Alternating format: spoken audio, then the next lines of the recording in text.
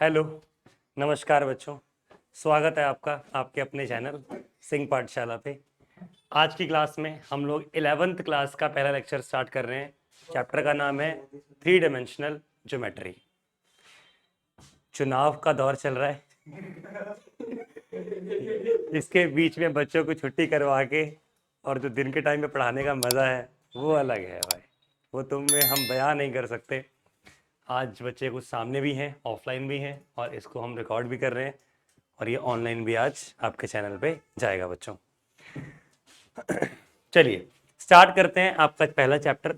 मतलब पहला तो नहीं है, ये ऑलमोस्ट 11th क्लास का सिलेबस खत्म होने को है, बट यूट्यूब पे मैंने अब स्टार्ट किया है 11th क्लास के कंटेंट देना।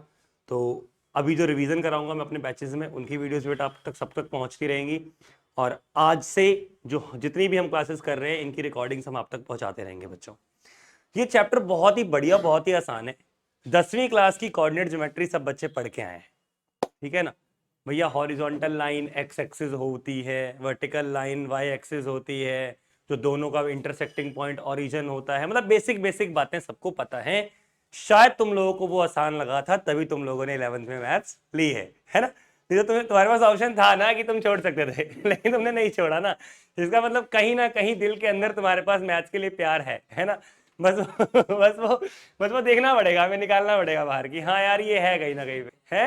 इतना मत बोलो, बच्चे स्किप कर देते हैं। स्किप कर देता अरे जो स्किप कर देगा भाई क्या दिक्कत है, ठीक है ना। सर भैया को बोलना जो बात वाली होती है ना उसको क्रॉप कर दिया। एक भाई कह रहा है कि बातें मत करो, बच्चे स्किप कर देते हैं, है ना। अब तूने ये बात बोल दी, अब कोई स्किप नहीं करेगा चलो शुरू करते हैं। शुरू पहले ही कर दिया होगा या तो, ठीक है ना, कोई बात नहीं बेटा, स्किप की क्या चिंता है। कंटेंट इस चैप्टर के सुनो सुनो सुनो बात को सुनो। वन शॉट में आपको ये वीडियो मिलेगी। इस चैप्टर के लास्ट तक अगर आप इसको पूरा प्रॉपर देखते हैं तो ऐसा कोई भी सवाल नहीं बचेगा इस चैप्टर से जो एग्जाम में आने के चांसेस थे और आपको नहीं आता होगा, ये गारंटी है मेरी। हर एक इजी से लेके मुश्किल तक, सिर्फ एनसीईआरटी से कुछ नहीं होगा। इसके अंदर कुछ कॉन्सेप्ट मुझे एनसीईआरटी एग्जाम्पलर के भी पढ़ाने पड़ेंगे, जैसे कि एक इंटरनल सेगमेंट थ्योरम होती है, ठीक है, वो हम पढ़ाएंगे। और एक है अपने पास प्लेन्स को बनाना, इक्वेशन दी जाएंगी, उनका प्लेन का कंस्ट्रक्शन होता है। तो दो चार बातें एक्स्ट्रा हैं जो अपने को और एक्स्ट्रा एनसीईआरटी के बाहर करनी पड़ेंगी, वो हम आपको इसी वीडियो के अंदर देंगे, एनसीईआरटी के अलावा वाली, ठीक है। चलिए स्टार्ट करते हैं आज की क्लास। चैप्टर का नाम है 3 डायमेंशनल ज्योमेट्री।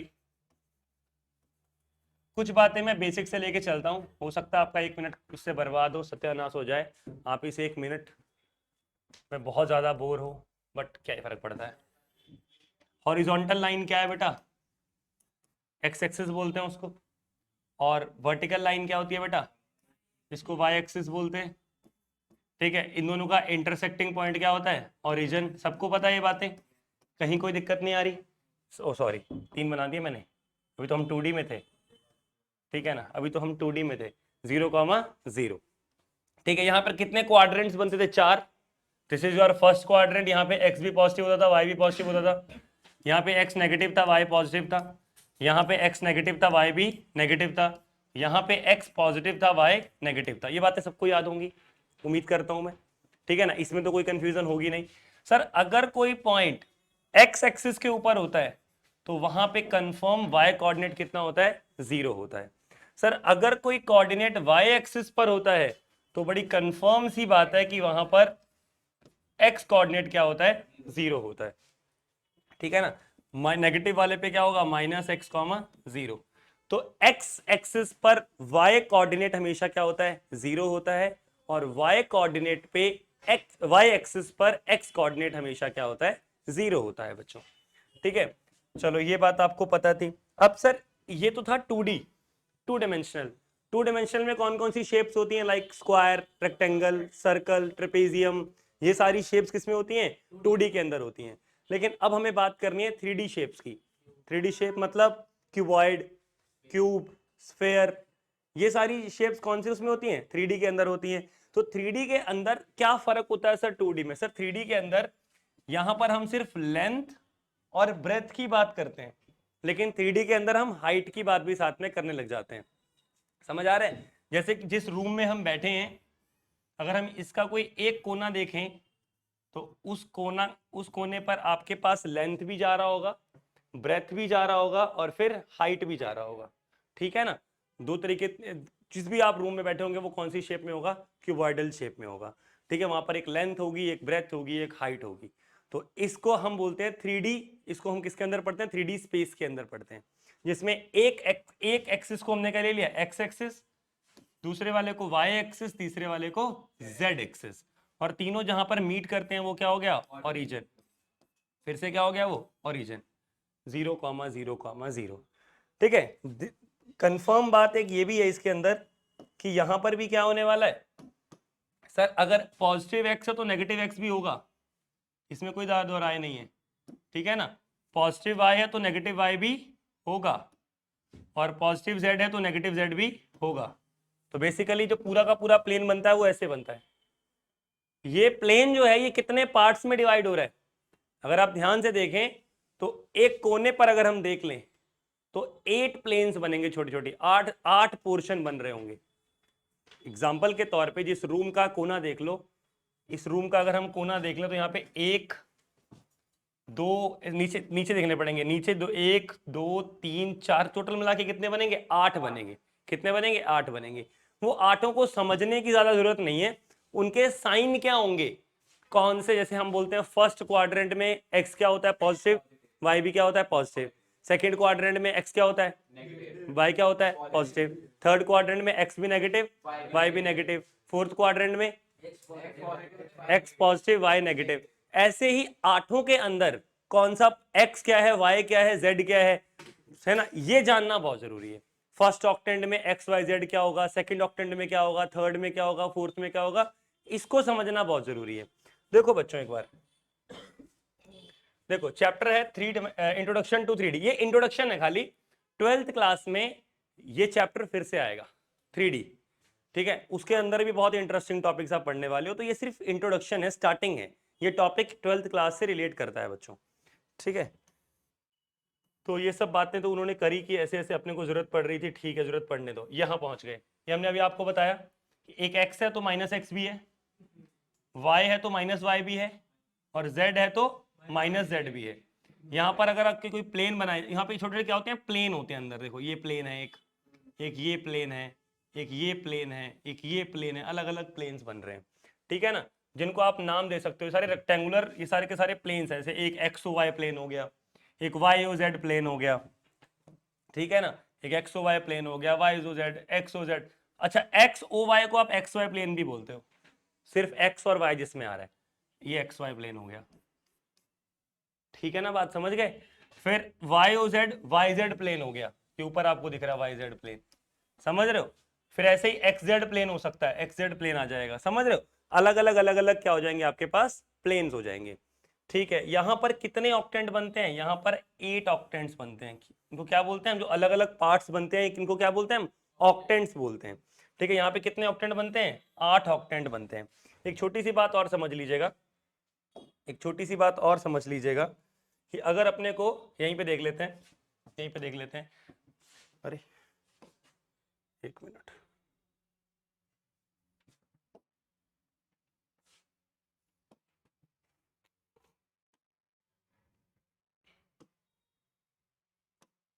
ठीक है। अगर अपने को यहाँ पे समझना, अगर अपने को पास एक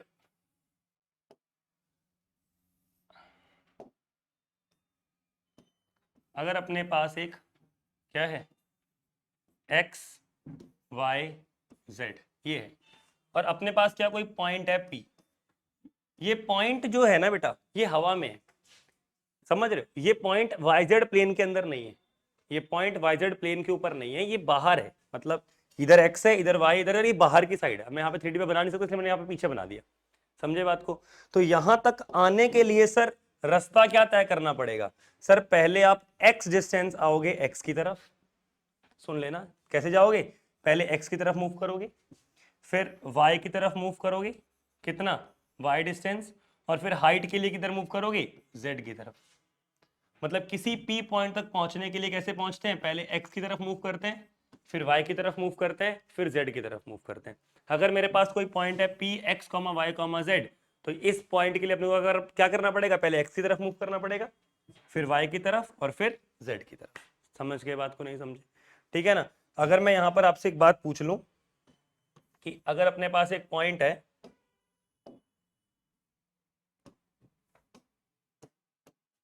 समझना, अगर अपने पास एक पॉइंट है P 2,3,4, तो बताओ x कितना डिस्टेंस मूव किया, 2 यूनिट्स, y कितना डिस्टेंस मूव किया, 3 यूनिट्स, y की तरफ, y के पैरेलल या y की तरफ, है ना, और z की तरफ हम कितना डिस्टेंस मूव करें, 4 यूनिट्स। समझे बात को? इस तरीके से हम किसी भी पॉइंट तक पहुंचते हैं बच्चों, ठीक है। अच्छा देखो, यहां पर आपको ये बात भी बताई गई है कि कोई भी पॉइंट x, y, z है, तो उसके लिए क्या करना पड़ता है, x की तरफ आप मूव करेंगे पहले, फिर y की तरफ मूव करेंगे और फिर z की तरफ मूव करेंगे, तब आप इस पॉइंट x, y, z तक पहुंच सकते हैं। लेकिन एक अच्छी बात आपको यहीं पे बता देते हैं, ये वाला पॉइंट अगर कोई हमसे पूछ ले, क्योंकि यहां पर आप सिर्फ और सिर्फ x की तरफ ही आए हो, y की तरफ तो आए नहीं सर। x एक्सिस पर y कोऑर्डिनेट और z कोऑर्डिनेट दोनों क्या होते हैं, 0। तो आपने सिर्फ x डिस्टेंस मूव किया, y भी 0 और z भी 0। सर जब आप y डिस्टेंस मूव कर गए थे, इस कोऑर्डिनेट में आ गए, इस प्लेन में आ गए, सर इस प्लेन में आपने x मूव किया था और y मूव किया था, z अभी मूव नहीं किया था, तो ये कौन सा प्लेन है बेटा, ये है एक्स वाई प्लेन। समझना, ये कौन सा प्लेन है, x Y plane. X Y plane में z कोऑर्डिनेट कितना होता है, 0 होता है बेटा। ऐसे ही मैं आपको कभी बोलूं कि ये वाला जो प्लेन है, ये वाला प्लेन है, ये वाई जेड प्लेन है बेटा, तो पीछे वाला वाई जेड प्लेन है, वाई जेड प्लेन में एक्स कोऑर्डिनेट क्या होगा, हमेशा 0। ये वाला प्लेन कौन सा प्लेन है बच्चों, एक्स जेड प्लेन। कौन सा प्लेन है, एक्स जेड प्लेन। यहां पे वाई कोऑर्डिनेट हमेशा कितना होगा बेटा, 0। समझ आ रही है बात? अगर मैं आपसे ये वाला पॉइंट पूछूं तो ये क्या होगा, एक्स वाई और जेड कोऑर्डिनेट कितना है, 0। जब आपने जेड भी मूव कर लिया, तब ये एक्स, वाई, जेड बना। बात समझ में आई बच्चों या नहीं आई? बात क्लियर हुई? बहुत बढ़िया जी, कोई बात नहीं, तो लिखा हुआ है ऑलरेडी। ठीक है, आगे बढ़ते हैं बच्चों, आगे बढ़ते हैं इसके ऊपर। ठीक है ना। अगर आपके पास ऑक्टेंट्स होंगे, अगर आपके पास ऑक्टेंट्स होंगे तो आपको इन ऑक्टेंट्स को याद करना है। वो कैसे करना पड़ेगा, वो कैसे होता है, वो आपको बताते हैं। ठीक है, वो उसकी बात करते हैं आपके साथ। देखो, अब सर बोल रहा है उसको याद कर लो, भाई ऐसे कैसे याद कर लें, कोई तरीका है क्या आपके पास? मेरे पास बिल्कुल एक बहुत अच्छा तरीका है, मैं आपको सिखाता हूँ। समझना, ध्यान से समझोगे तो समझ में आएगा। देखो देखो, बहुत बढ़िया तरीका है, आपको अभी सारे के सारे याद हो जाएंगे कौन से में क्या होता है। ठीक है ना, बहुत ही बेहतरीन तरीका है बेटा, 1 मिनट में याद हो जाएगा। ठीक है, आपको ऑलरेडी याद है, बस आपको कनेक्ट करना है उस चीज को। कैसे? सर फर्स्ट क्वाड्रेंट में क्या होता था, क्या होता था फर्स्ट क्वाड्रेंट में, पॉजिटिव पॉजिटिव। क्या होता था, अरे भाई आपको क्वाड्रेंट पूछ रहा हूं मैं, ऑक्टेंट थोड़ी पूछ रहा हूं। आपको ऑक्टेंट आता ही नहीं, आप पहली बार सीख रहे हो। ठीक है ना, क्वाड्रेंट आता है आपको। तो फर्स्ट क्वाड्रेंट में क्या होता है, पॉजिटिव पॉजिटिव। सेकंड में क्या होता है बेटा, नेगेटिव पॉजिटिव। थर्ड में क्या होता है, नेगेटिव नेगेटिव। फोर्थ में क्या होता है, पॉजिटिव नेगेटिव। ये आपको सबको याद है। अगर मैं आपको कोऑर्डिनेट दूं -3,7, तो आप पहचान लेते हो ये कहां पर है, कहां पर है ये, सेकंड में है, सेकंड में है। ठीक है, अब सुनना, एक बात समझना, अगर मैंने 8 ऑक्टेंट की बात करनी है, first second third fourth fifth sixth seventh eighth, सुनना बात को, मैं बोल रहा हूं यहां पर तीनों के तीनों है, एक्स भी है, वाई भी है, जेड भी है। पहले वाले में पता क्या हो रहा है, एक्स पॉजिटिव और वाई भी पॉजिटिव, ऐसा ही हो रहा है, समझ लो ऐसा ही हो रहा है। सेकंड वाले में क्या हो रहा है बेटा, एक्स नेगेटिव वाई पॉजिटिव। तीसरे वाले में एक्स नेगेटिव वाई भी नेगेटिव। उसके बाद चौथे वाले में क्या था, एक्स पॉजिटिव वाई नेगेटिव। ठीक है, पांचवें वाले में क्या हो रहा था, पांचवें वाले में बेटा शुरू से दोबारा लिख दो ये चारों, जैसे पहला दूसरा तीसरा चौथा आपने लिखा, आप इसको रिपीट कर दो। जो पहला था वही पांचवा होगा, जो पहला था वही पांचवा होगा। तो यहां पे कितना आएगा, पॉजिटिव पॉजिटिव। फिर क्या होगा, नेगेटिव पॉजिटिव। फिर कितना होगा उसके बाद, फिर उसके बाद कितना होगा, सेवंथ वाला कितना होगा, सेवंथ वाला कितना होगा जल्दी बताओ।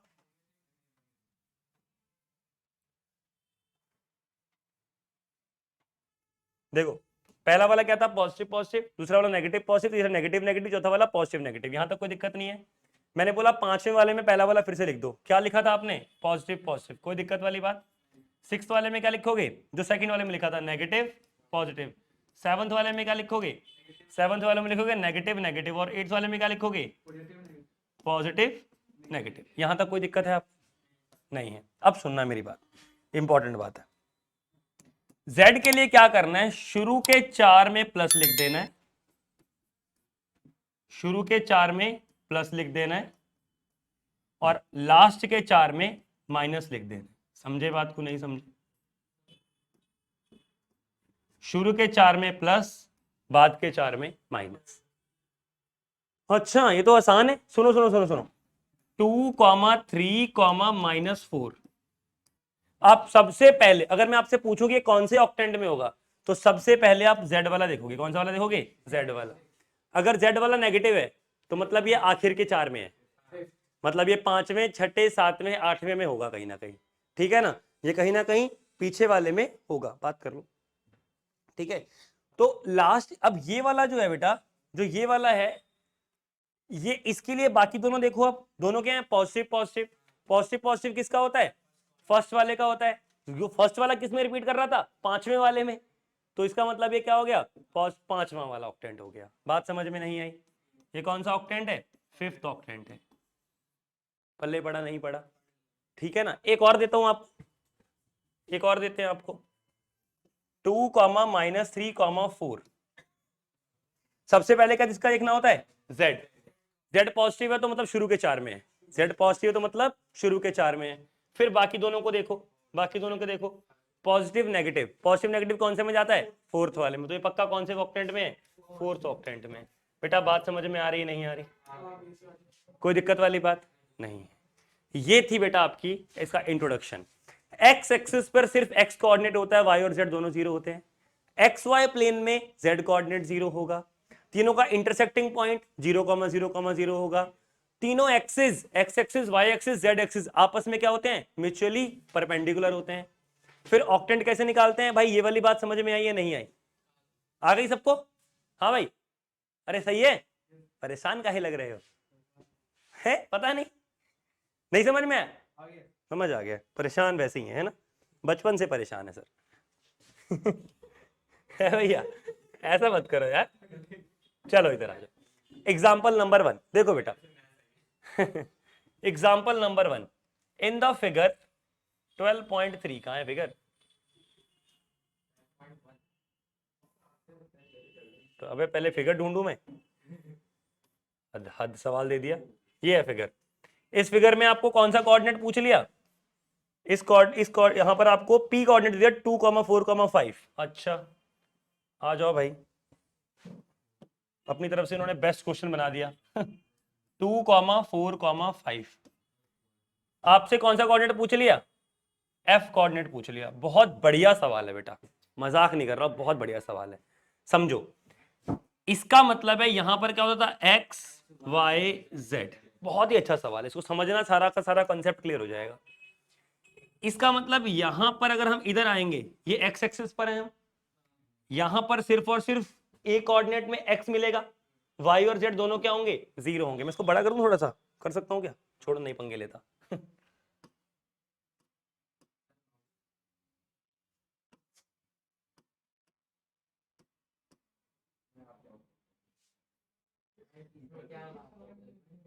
ठीक है ठीक है, अब थोड़ा ठीक है।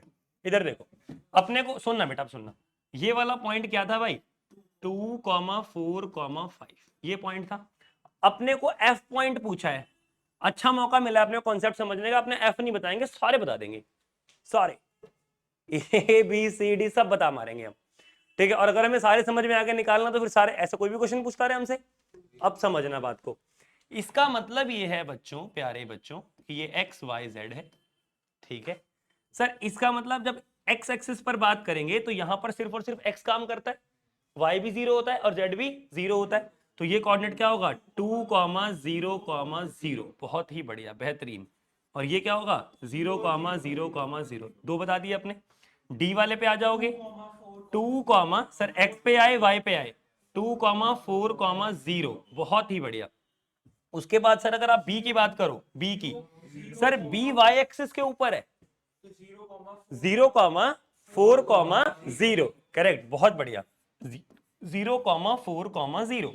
सर उसके बाद कहां आए, सी पे चले जाते हैं। चलो, सी जेड एक्सिस पर है, तो क्या होगा 0, 0, 5। बहुत बढ़िया। अच्छा भैया, आगे एफ पे आ जाओ। चलो एफ पे आ ही जाओ। इसमें हम एक्स पे जा रहे हैं और जेड पे जा रहे हैं। ये एक्स जेड प्लेन में, कौन से प्लेन में, एक्स जेड प्लेन में। एक्स जेड प्लेन में वाई कोऑर्डिनेट क्या होता है 0, 2, 0, 5। बेहतरीन। ठीक है सर, अब कौन बचा, पी तो पता ही था, पी तो बताया था उसने, ई बच गया, ई बच गया। ई कौन से प्लेन में है, वाई जेड प्लेन में। वाई जेड प्लेन में एक्स कोऑर्डिनेट क्या होता है 0। बेहतरीन। अगर आपको ये सवाल समझ में आ गया तो मतलब पहली एक्सरसाइज पूरी की पूरी आपकी निपट गई बच्चों। समझ में आ गई बात। इसको नोट करना है, फोटो खींचनी है, जो करना है कर लो, जो आपको आसान लगे। आ जाओ। अ point is on x axis, a point is on the x axis, what are is its y coordinate and z coordinate। अरे भैया उसने पूछा ही नहीं x, 0, उसने बोला एक पॉइंट है जो x एक्सिस पर है, तो उसके y कोऑर्डिनेट क्या होंगे और उसके z कोऑर्डिनेट, अरे 0 होंगे सर, ये भी 0 होगा और ये भी क्या होगा 0। बात समझ में आ गई। अभिषेक नाम है ना आपका, समझ में आ गई बात। अच्छा, a point is in the xz plane, xz plane का मतलब y कोऑर्डिनेट क्या 0। What can you say about y coordinate, y coordinate is 0। समझ गए। नेम द ऑक्टेंट, अब ये अपने ने पढ़ा था, चलो इसको इससे पहले ये कर लेते हैं। Filling the blanks. The x axis and y axis taken together determine a plane known as xy plane. ठीक sir, the coordinate of the point in the xy plane are of the form, क्या form होगी sir इसमें, x होता है, y होता है, z coordinate 0 होता है। Coordinate plane divide the space into 8 octets. चलो बहुत बढ़िया, ठीक है ना। बात अब इनके ऊपर आ गई। सर सबसे पहले हम कौन सा देखते हैं, z देखते हैं। कौन सा देखते हैं हम, z पॉजिटिव है तो मतलब शुरू के 4 में है, और z नेगेटिव है तो मतलब लास्ट के 4 में। z पॉजिटिव है मतलब ये शुरू के 4 में होगा, x भी positive, y positive, x positive, y positive, first quadrant, इसका मतलब ये फर्स्ट ऑक्टेंट है। बहुत बढ़िया बच्चों। ये कौन सा ऑक्टेंट है सर, ये शुरू के 4 में ही होगा, x पॉजिटिव, y नेगेटिव, कौन सा चौथा, तो ये आ गया फोर्थ ऑक्टेंट। बहुत ही बेहतरीन। ये नेगेटिव है भैया, तो ये आखिर के 5 में है ना, आखिर के 5 में है, तो इसका क्वाड्रेंट देखते हैं हम, ये क्वाड्रेंट कौन सा जाएगा चौथा, तो ऑक्टेंट कौन सा जाएगा 8वां। अरे बहुत बढ़िया, तो ये कौन सा जाएगा 8वां ऑक्टेंट, ये वाला। अच्छा, यहां पर ये 5वें जाना तो लास्ट के 4 में ही है, जब लास्ट के 4 में जाना तो हम इनको देखेंगे दोनों को, x भी पॉजिटिव, y भी पॉजिटिव, तो ये कौन सा जाएगा 5th में हो गया। बहुत बढ़िया। अरे यार रुक जाओ यार तुम, अरे यार तुमने इतना तेज कोई भागता है क्या। ठीक है, यहाँ पे क्या है नेगेटिव, नेगेटिव में लास्ट के 4, लास्ट के 4 में ये क्या है x positive negative, y positive, कौन सा वाला गया 6th गया। ठीक है, ये सेकंड है ना, क्वाड्रेंट सेकंड है ना अभिषेक भाई। अच्छा ठीक है, अगला बता। सेकंड में, चलो यार तुम्हारी मान लेते हैं, मैं देख सोचता ही नहीं, दिमाग लगाता ही नहीं मैं। हाँ यहाँ पे तुम तेज हो रहे हो। हाँ 7th पक्का ना, मार पड़ेगी गलत हो गया तो भाई, अगर गलत हो गया तो ये ध्रुव अरोड़ा को कमेंट में गाली देना। जो मर्जी कहना, मैं बुरा नहीं मानूंगा। ठीक है, चलो यहाँ तक क्लियर है बेटा, यहाँ तक सब कुछ सही है। हरजब को भी दे सकते हो आप, हरजब कह रहा मुझे क्यों नहीं। मैं भी तो हूँ। चलो आ जाओ, आगे बढ़े, आ जाओ। मैं वो कमेंट डिलीट भी नहीं करूंगा। उसके ऊपर हार्ट बना लूंगा और अलग से। आ जाओ, आ जाओ बेटा। Next concept is distance formula. Distance आता है ना भाई, ये तो देख तुझे दो में पता था आज तक, बचपन से जानता था तू जिसको, है ना, ए बी। यहाँ पे क्या था, x1 y1 और ये x2 y2। तो बेटा इन दोनों का डिस्टेंस क्या होता था, अंडर रूट के अंदर x2 माइनस x1 का whole square plus y2 minus y1 का होल स्क्वायर। कोई भूला तो नहीं है? ठीक है ना, इतना सबको याद है। मैं आपकी नॉलेज में थोड़ा सा इजाफा कर देता हूं कि यहां पर किसके अंदर, 3D के अंदर क्या होगा, 3D के अंदर क्या होगा, यहां पर क्योंकि आप पढ़ चुके हो कि एक एक कोऑर्डिनेट बढ़ जाएगा, पता है ना आपको, एक एक कोऑर्डिनेट बढ़ जाएगा। तो सर बढ़ा दो x2 minus sorry z1 z2 minus z2 का, क्या क्या एक्स्ट्रा बहुत बड़ी बात कर दी हमने, ठीक है ना, समझ में आ रहा है ना, कोई दिक्कत वाली बात नहीं है। 2D में आप पढ़ रहे थे आपको, हाँ हालांकि जब इसका प्रूफ समझाने पे जाएंगे तो भैया बैंड बज जाएगी, लेकिन ना अपने को जरूरत है ना अपने को करने की जरूरत है। यहाँ तक क्लियर है भाई? ओके, यहाँ तक बढ़िया हो गया। ये है डिस्टेंस फॉर्मूला। ये कौन सा फॉर्मूला, डिस्टेंस फॉर्मूला। हाँ जी भाई क्या बोल रहे हो? इतना ही है भाई, इतना ही है। ठीक है, अब अगली बात देखो, if a comma B comma C are collinear points. कौन से पॉइंट, कोलिनियर पॉइंट। कोलिनियर पॉइंट का मतलब क्या होता है पहले तो बताओ। 3 और more points lying on the same line are called, बेटा दो तो एक लाइन पे पक्का ही होंगे हमेशा, दो के बीच में तो हमेशा लाइन बना पाएगा, कम से कम 3 चाहिए ना, ठीक है ना। 3 और more points lying on the same line are called collinear points। बात समझ में आ गई? ठीक है, अगर 3 पॉइंट ए बी सी, अगर 3 पॉइंट एक ही लाइन के ऊपर है तो कंडीशन क्या बनेगी सर, दो के डिस्टेंस का सम, आपने ए बी डिस्टेंस निकाला प्लस आपने बीसी डिस्टेंस निकाला और दोनों का डिस्टेंस का सम अगर एसी के बराबर आ जाए तो हम कहते हैं then A comma B comma C are collinear points. बात समझ में आ रही है बच्चा? कोई दिक्कत वाली बात भाई? आगे बढ़ मेरे भाई, यहां तक नोट कर लिया? चलो अगली बात देखो सर, यहीं पर अगर ये तीनों नॉन कोलिनियर पॉइंट हो जाए, सुनो सुनो सुनो, तुम्हारे मतलब की बात बता रहे हैं, तीनों कौन से पॉइंट है, non collinear point. Non collinear point मतलब एक लाइन पे नहीं है, तो यही ट्राइंगल की बेसिक कंडीशन होती है। कोलिनियर की कंडीशन क्या थी, दो का सम, सुन लेना बेटा, दो का सम तीसरे के डिस्टेंस के बराबर होता है, ठीक है ना। ये किसकी कंडीशन है, कोलिनियर पॉइंट्स की। कोलिनियर पॉइंट्स कभी ट्रायंगल बना सकते हैं क्या, नहीं। और अगर 3 पॉइंट्स नॉन कोलिनियर हैं, 3 पॉइंट्स, सुनना, 3 पॉइंट्स नॉन कोलिनियर हैं, अगर 3 पॉइंट्स बच्चों नॉन कोलिनियर तो पक्का वो क्या बनाएंगे, ट्रायंगल बनाएंगे, पक्का पक्का 100% वो क्या बनाएंगे, ट्रायंगल बनाएंगे।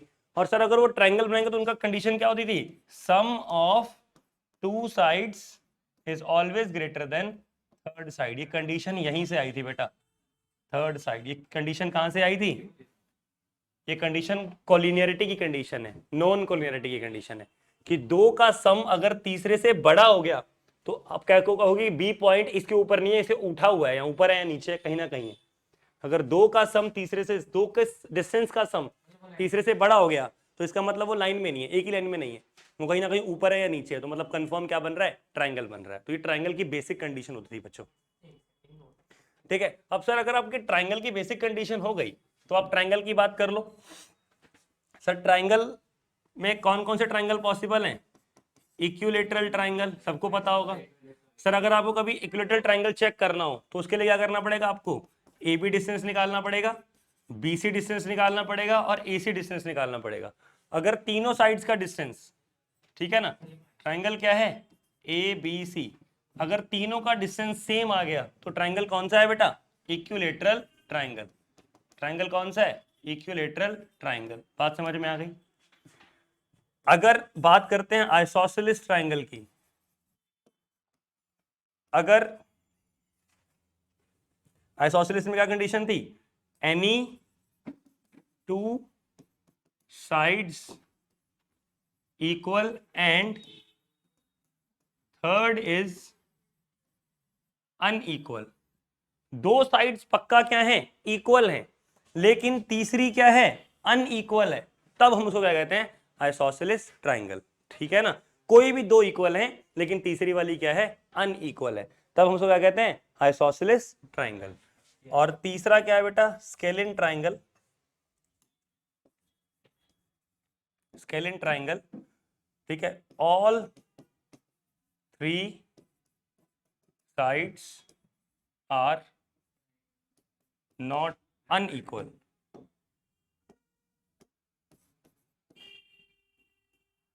मतलब A B is not equal to B C is not equal to A C, तीनों की तीनों साइड्स इक्वल नहीं होंगी, तब हम उसको क्या कहते हैं, आइसोसेलिस सॉरी स्केलिन ट्रायंगल।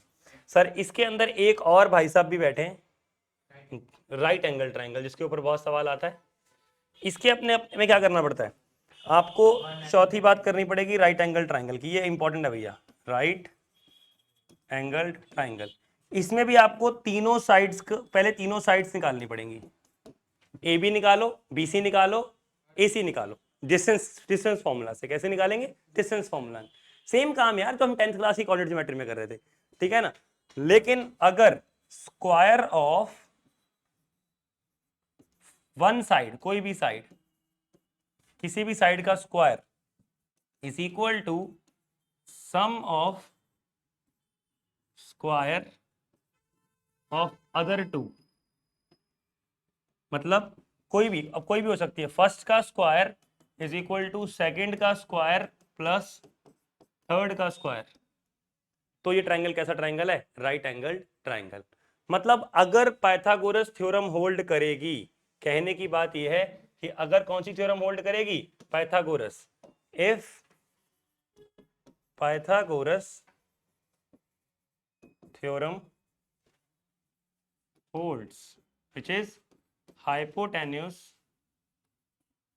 का square is equal to perpendicular का स्क्वायर प्लस बेस का स्क्वायर, तो वो ट्रायंगल कैसा ट्रायंगल होगा, कौन सा ट्रायंगल होगा, ये राइट एंगल ट्रायंगल। एक छोटी सी बात आपको हम और बता देना चाहेंगे, अगर आपको कभी मिल जाए AC का square is equal to BC का स्क्वायर प्लस AB का स्क्वायर, ऐसा मिल गया, तो आप बताओ कौन सा वाला एंगल 90 डिग्री है, कौन सा, which angle is 90 degree, which angle equal to 90 degree, ऐसे यहां से देख के बताओ बिना फिगर बनाए। हाँ कौन सा, AC का ऑपोजिट कौन सा होगा, वही तो पूछ रहा हूँ, कौन सा वाला होगा, आप ऐसे बिना बी एंगल कैसे पता चल, हाँ बस आपको ये ध्यान रखना है बेटा कि इधर वाली में दो बार कौन सा आ रहा है, बी। ट्रिक बता रहा हूँ एक, हालांकि आप बनाओगे पूरा तो ऐसे बनाओगे, क्योंकि ये ए है और ये सी है, ये हाइपोटेन्यूस है, तो यहां पे कौन सा बन रहा है पक्का, बी, ठीक है ना। तो आप इधर से भी देख सकते हो, जो इस साइड पे दो बार आ रहा है बी बी, वही एंगल क्या बनेगा, हमेशा 90 डिग्री बनेगा। बात समझ में आ रही है बेटा, कोई दिक्कत वाली बात, हाँ जी समझ आ रहा है। अच्छा तो ये था बेटा जब आपको 3 पॉइंट दिए जाएं, जब आपको 3 कौन से पॉइंट दिए जाएं, 3 नॉन कोलिनियर पॉइंट्स दिए जाएं, तब आप ये सारी बातें बोलते हो।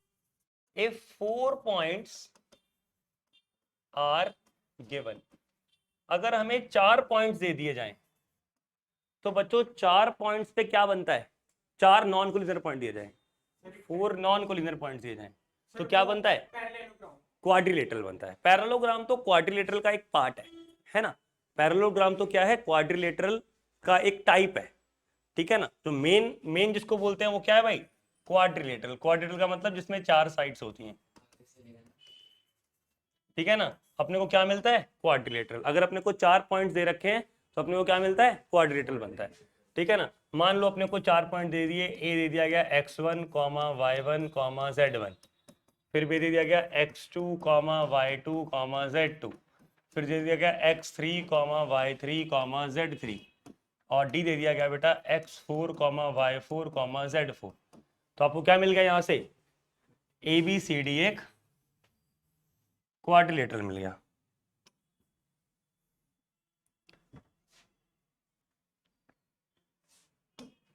क्या मिल गया? एक ए बी सी डी एक क्वाड्रिलेटरल मिल गया। बहुत बढ़िया, तू रहने दे भाई, तुझसे अच्छा तो मैं बना ही लूंगा ऐसे ही। A B C D, this quadrilateral can be, this quadrilateral can be, it can be parallelogram, conditions देखो, it can be parallelogram, it can be rectangle, it can be rhombus, it can be square। ये चार cases के ऊपर आप ज्यादा काम करते हो। आपको पहचानना होता है कि कौन सा पैरेललोग्राम है, कौन सा इसमें से वो पैरेललोग्राम है या नहीं है, रेक्टेंगल है या नहीं है, रोम्बस है या नहीं है, स्क्वायर है या नहीं है। आपको 4 पॉइंट दिए जाएंगे ए बी सी डी, और आपको चेक करके बताना होगा। जी सर ये क्यूबॉइड वगैरह नहीं, क्योंकि हमें थ्री वो दे रखी है। नहीं, अभी हम टू यहाँ पर जो काम कर रहे हैं, हम हमें क्वाड्रिलेटरल पे काम कर रहे हैं। क्या क्या बोलते हैं, 3D के अंदर 2D शेप पॉसिबल नहीं है क्या? पॉसिबल है भाई, 3D के अंदर भी तो 2D शेप पॉसिबल है, बनती तो है ही।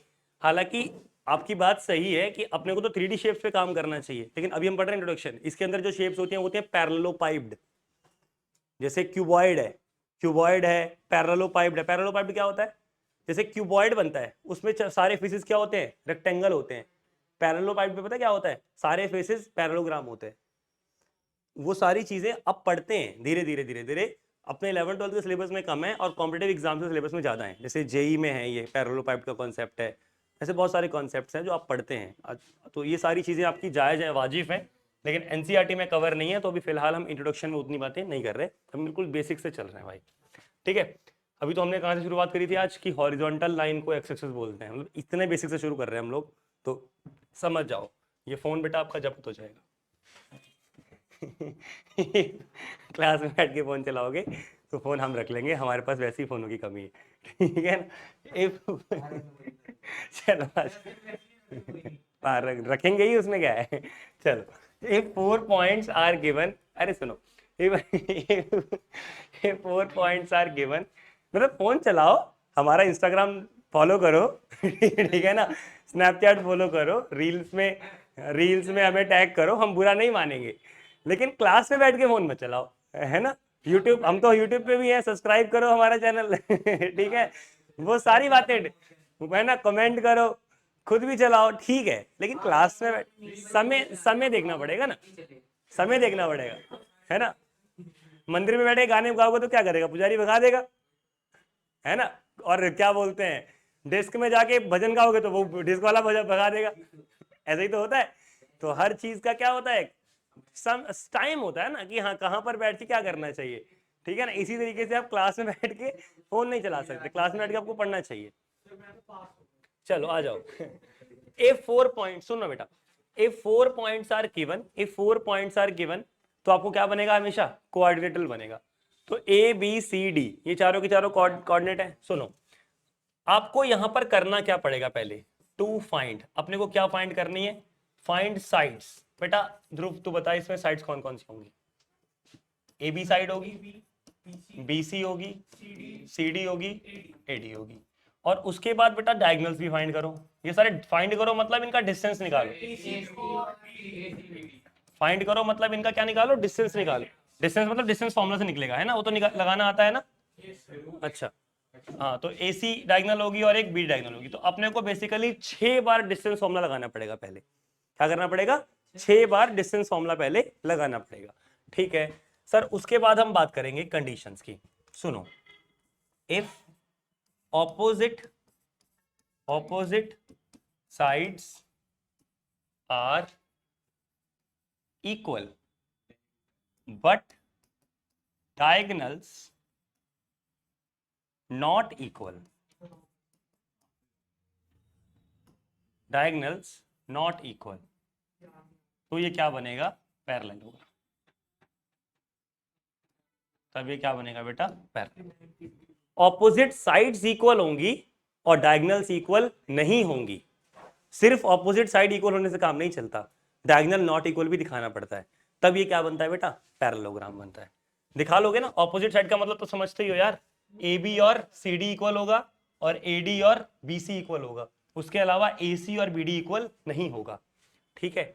अच्छा sir, if opposite sides are equal and diagonals also equal,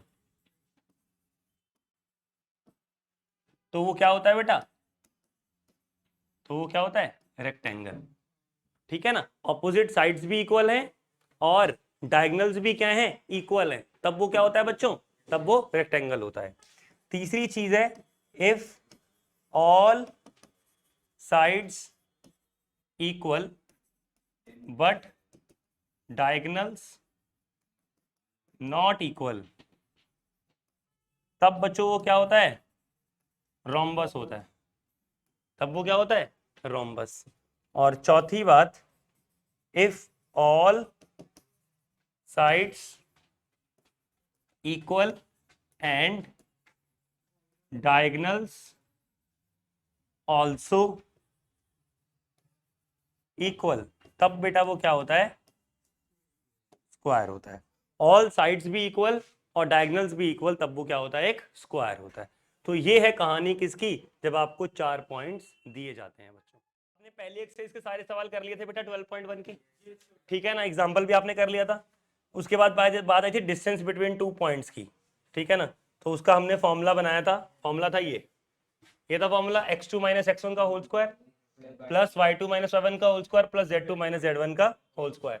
अच्छा, यहाँ पर एक छोटी सी चीज और बोल रखी है उन्होंने कि अगर आप ओरिजिन से कोऑर्डिनेट निकालोगे, अगर आप ओरिजिन से कोऑर्डिनेट निकालोगे तो x1 या आप x1 z1 y1 z1 को 0 0 0 लिख दोगे, तो यहाँ पे क्या हो जाएगा, x2 माइनस 0 का होल स्क्वायर, y2 माइनस 0 का होल स्क्वायर, z2 माइनस 0 का होल स्क्वायर। बेसिकली क्या हो जाएगा, x2 का स्क्वायर प्लस y2 का स्क्वायर प्लस z2 का स्क्वायर। कोई बड़ी बात नहीं है, बस ओरिजिन से निकाल रहे हैं तो एक कोऑर्डिनेट आपने 0 0 0 डाल दिया, तो कोई बहुत बड़ा काम तो इसने नहीं किया।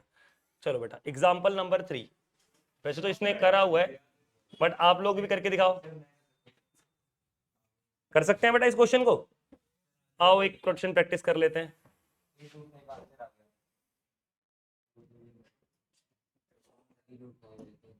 आ जाओ, सवाल आपके सामने, find the distance between these two, ठीक है, निकालो distance, find the distance between the point this and this. तो बच्चों यहाँ पर आपको पता है कि जो पी क्यू का डिस्टेंस है वो फॉर्मूला क्या बनेगा उसमें, x2 माइनस x1 का होल स्क्वायर। बेटा आलस मत करना, ये तो आता है, ये तो हो जाएगा, है ना, आलस नहीं करना चाहिए। हाँ, पेपर में गड़बड़ हो जाती है, प्रैक्टिस तो करनी चाहिए ना, क्या दिक्कत है, ठीक है ना, आती हुई चीज को क्या करते नहीं है क्या, z2 माइनस z1 का होल स्क्वायर, ठीक है, अंडर रूट के अंदर। बेटा एक को आप x1 y1 z1 बोल दो, एक को x2 y2 z2, तो इसको बोल देते हैं हम x1 y1 z1 और इसको क्या बोल देते हैं हम x2 y2 z2। देखो बेटा यहाँ पे क्या बनेगा, ये -4 -1 का होल स्क्वायर प्लस 1 प्लस, देखो ना, सुनो सुनो सुनो, y minus -3 it would be, sorry 1 minus -3 it would be 1 plus 3, okay, it would be 1 plus 3. Now 2 minus 4 it would be -2. Now this is -5 का स्क्वायर कितना होगा 25, 4 का स्क्वायर 16, 2 का स्क्वायर 4, तो ये कितना आएगा आपके पास, कितना आएगा भाई, अंडर रूट में 45, यही आंसर है, ठीक है, अंडर रूट में 45 को सॉल्व कर सकते हैं अगर आप चाहो तो। ये 9 इंटू 5 बन रहा है, क्या बन रहा है 9 इंटू 5, 9 किसका स्क्वायर होता है 3 का, तो 3√5 लिख सकते हैं आप, ठीक है। अब आगे सुनो, इसने बोल रखा है कि चेक करो कि तीनों पॉइंट कोलिनियर है या नहीं है। सुनो बेटा, पहले आप पी क्यू डिस्टेंस निकालोगे, बताया था हमने आपको कॉन्सेप्ट, फिर आप क्यू आर डिस्टेंस निकालोगे, फिर आप पी आर डिस्टेंस निकालोगे। आपने पहला डिस्टेंस निकाला, दूसरा निकाला, तीसरा निकाला, अगर तीनों में दो का सम, किन्हीं भी दो का सम तीसरे वाले के बराबर आ गया तो मतलब तीनों पॉइंट क्या है, कोलिनियर है। यहां पर आ ही रहा है तीनों पॉइंट आपस में क्या है, कोलिनियर है। अगला सवाल देखो बेटा, एग्जांपल नंबर 5, आपको चेक करना है कि ये दोनों क्या राइट एंगल ट्राइंगल के वर्टिसेस हैं क्या। ठीक है, ए पता है, बी पता है, सी पता है। आपको क्या बताया था, आप पहले ए बी निकाल देना, फिर बी सी निकाल देना और फिर ए सी निकाल देना। कर सकते हैं भाई, ठीक है ना। इसने स्क्वायर निकाल दिया बेसिकली, ए बी ना निकाल के उसका स्क्वायर निकाल दिया। अंडर रूट नहीं, अंडर रूट मत डालो, सही है, ये भी सही है कि भाई ए बी करेंगे तो अंडर रूट डालेंगे, है ना। तो अंडर रूट ना करें तो स्क्वायर डालेंगे, अंडर रूट हट जाएगा, ये भी बात सही है, ठीक है ना। अब देखो, आपने ए बी का स्क्वायर निकाला, आपने ए बी का स्क्वायर निकाला, बी सी का स्क्वायर निकाला और उसके बाद आपने ए सी का स्क्वायर निकाला होगा। क्या दो का ऐड करने पर तीसरे के बराबर आ रहा है? किन्हीं भी दो का ऐड करने पर नहीं आ रहा। अगर दो का ऐड करने पे, किन्हीं भी दो को ऐड करने पे तीसरे के बराबर अगर नहीं आ रहा तो ये राइट एंगल ट्रायंगल नहीं है बच्चों। चलो ये वाला सवाल करते हैं इसके बाद, आ जाओ एग्जाम्पल नंबर 6 करते हैं बेटा।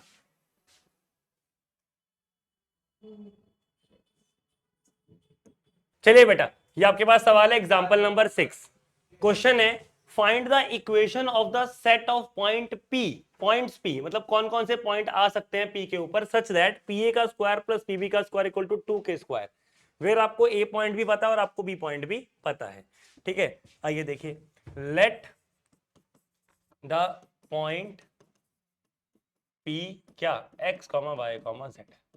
आपने पॉइंट P क्या मान लिया, x, y, z मान लिया। अब आपको दे क्या रखा है बेटा, अब आपको दे क्या रखा है, PA का स्क्वायर प्लस PB का स्क्वायर इज इक्वल टू 2 के स्क्वायर, ठीक है। अब यहां पर PA का स्क्वायर यानी कि अंडर रूट नहीं आएगा ना, P का स्क्वायर यानी कि अंडर रूट नहीं आएगा, प्लस समझ लेना बेटा, PA का स्क्वायर यानी कि क्या नहीं आएगा, अंडर रूट नहीं आएगा, प्लस PB का स्क्वायर यानी कि अंडर रूट नहीं आएगा, इक्वल टू क्या हो गया, इक्वल टू हो गया 2 के स्क्वायर। आओ करें, ये क्या होगा, सुनना इधर, x माइनस 3, ये क्या होगा, x माइनस 3 का whole square plus y minus 4 का whole square plus z minus 5 का होल स्क्वायर। यहां पे कितना होगा बेटा, ये यहां पे होगा x प्लस 1 का whole square plus y minus 3 का whole square plus z plus 7 का होल स्क्वायर, ठीक है। इसको सॉल्व करो बेटा, ये आएगा x square plus 9 minus 6x, y square plus 16 minus 8y, z square plus 25 minus 10z, x square plus 1 plus 2x, फिर क्या, y square minus 9 minus 6y plus क्या भाई, अच्छा प्लस 9 आएगा, ठीक है बेटा।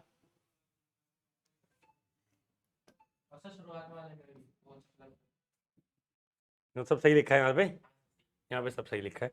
Minus 6y plus z square plus 49 plus 14z is equal to क्या है, 2 के स्क्वायर। देखो बच्चों, एक्स स्क्वायर एक बार यहां आ रहा है, एक बार यहां आ रहा है, 2 बार आ रहा है, तो कितना हो जाएगा 2x स्क्वायर।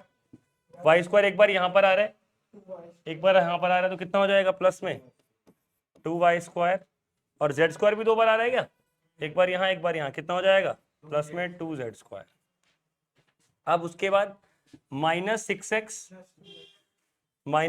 के बाद प्लस 2x, कितना हो गया माइनस 4x, उसके बाद तो नहीं आ रहा कहीं पे, नहीं तो माइनस 4x, फिर उसके बाद माइनस 8y, माइनस 8y, उसके बाद क्या था माइनस 6y, कितना हो जाएगा माइनस 14y, फिर भाई उसके बाद आ गया माइनस 10z, उसके बाद प्लस 14z, तो आ गया प्लस 4z, उसके बाद भाई प्लस 9 प्लस 16 कितना हो गया 25, 25 plus 25 50, 50 plus 1 51, 51 plus 9 59 plus 9 60, 60 plus 49 109, यहाँ पे हो गया प्लस 109 इज इक्वल टू 2 के स्क्वायर, ठीक है। ये हो गई आपकी equation, this is the required equation.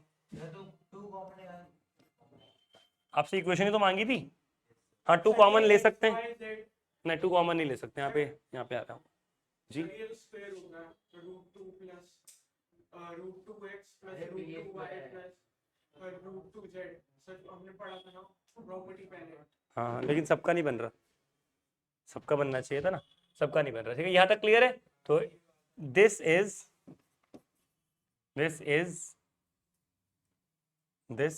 अबे कहाँ गया, this is the required equation. समझ आ गया भाई? नोट कर लो इसको जल्दी से। अगला सवाल देखो, नोट कर लिया?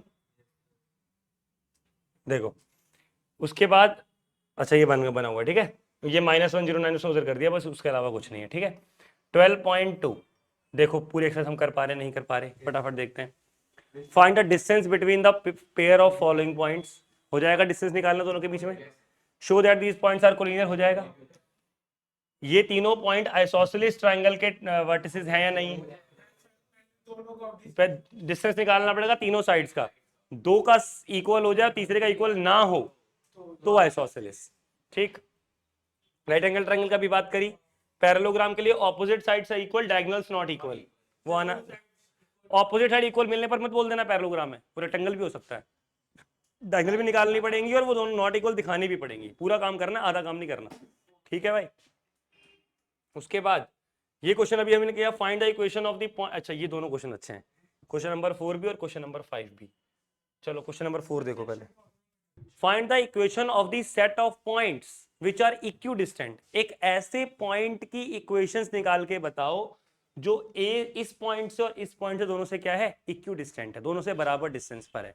मतलब late px, y, z is the point which is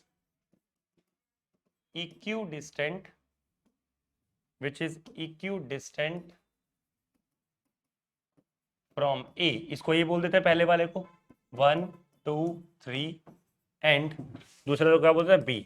B क्या है भाई, 3 2 -1। बात ऐसी सी है कि फिगर में समझाऊं तो ऐसा हो रहा है कि ये P पॉइंट है, x, y, z, ये किसी A पॉइंट से और किसी B पॉइंट से बराबर डिस्टेंस पे है, ये है, समझ रहे हो?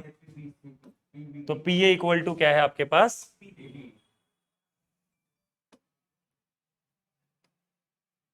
PA इक्वल टू क्या है आपके पास, PB।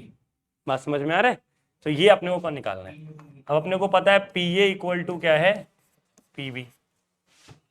ठीक है ना, तो PA का डिस्टेंस निकालो, उसको इक्वल कर दो किसके, PB के डिस्टेंस के। तो PA का डिस्टेंस क्या निकलेगा, x -1 का होल स्क्वायर प्लस y -2 का होल स्क्वायर प्लस z -3 का होल स्क्वायर। उसके बाद बच्चों PB का मतलब क्या है, x -3 का होल स्क्वायर प्लस y -2 का होल स्क्वायर प्लस z +1 का होल स्क्वायर। ठीक है, अब क्या करेंगे बेटा, यहाँ पे आप squaring both side, squaring both sides. अगर आप दोनों साइड स्क्वायरिंग करें तो क्या होगा, अंडर रूट से अंडर रूट हट जाएगा। ठीक है ना, तो यहाँ पे क्या आएगा, x² + 1 - 2x प्लस में y² + 4 -4y plus z² plus 9 - 6z equal to x² + 9 - 6x plus y² + 4 - 4y plus z² + 1 + 2z। कुछ कैंसिल भी हो रहा है क्या, क्या कैंसिल हो रहा है भाई, x² से x² कैंसिल हो रहा है, y² से y² कैंसिल हो रहा है, अरे z² से कहाँ हो रहा है, अच्छा हो रहा है, सेम साइन है, z² से z² कैंसिल हो रहा है। ठीक है ना, 9 + 9 इधर भी है क्या, उधर भी है क्या, हाँ ठीक है, +9 से +9 भी कैंसिल हो गया। मेरे हिसाब से तो +1 से +1 भी गया, +1 से +1 भी गया बेटा, +4 से +4 भी गया, -4y से -4y भी गया, सब तो कट मर गया, ये बचा गया यहाँ पे। इधर क्या बचा? -2x -6z, और उधर -6 इधर क्या बचा? -6x + 2z। पक्का यही बचेगा? अच्छा जी, बढ़िया हो गया है तो एकदम। ठीक है, इधर ये क्या हो जाएगा आके? इधर आगे हो जाएगा 6x - 2x - 6z - 2z = 0। यहाँ बनेगा 4x - 8z = 0, जो कि क्या बन जाएगा बच्चों? 4 कॉमन आया, x - 2z = 0, तो x - 2z = 0 is the required equation. समझे भाई, नहीं समझे? कोई दिक्कत वाली बात? क्लियर है एकदम? अगर इस क्वेश्चन में कहीं भी गलती होती है तो आप लोगों को ध्रुव अरोड़ा को कमेंट में बढ़िया बढ़िया बातें लिखनी है, ठीक है ना? यही जिम्मेदार है कैलकुलेशन का, ठीक है? किसका? भुवन को भी आप चाहे तो दे सकते हैं भाई, ठीक है? चलो, यहाँ तक क्लियर है भाई? आगे बढ़ते हैं, आ जाओ। अच्छा, ये सवाल बहुत ज्यादा इंपॉर्टेंट, मतलब मेरा मानना है कि पेपर में यही देने वाले हैं वो, क्वेश्चन नंबर 5, ठीक है ना? नहीं, ये पहले कराएंगे, ये क्वेश्चन बहुत ज्यादा इंपॉर्टेंट है, ठीक है ना? एग्जाम के लिए सबसे ज्यादा इंपॉर्टेंट क्वेश्चन है क्वेश्चन नंबर 5। आइए बेटा, इसको बड़े प्यार से, बड़े दिल से करना बेटा।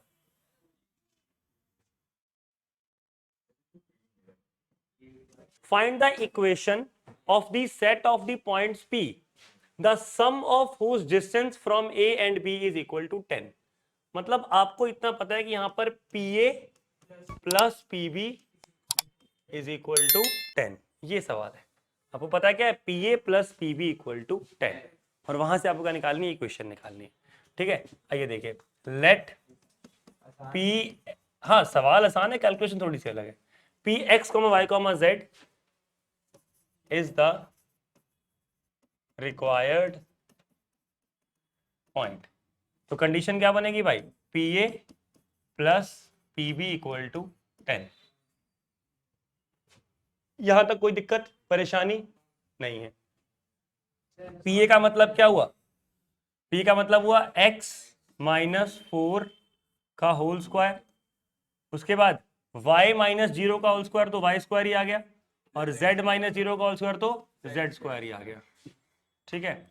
फिर क्या उसके बाद? प्लस अंडर के अंदर x + 4 का होल स्क्वायर, x + 4 का होल स्क्वायर, प्लस में क्या?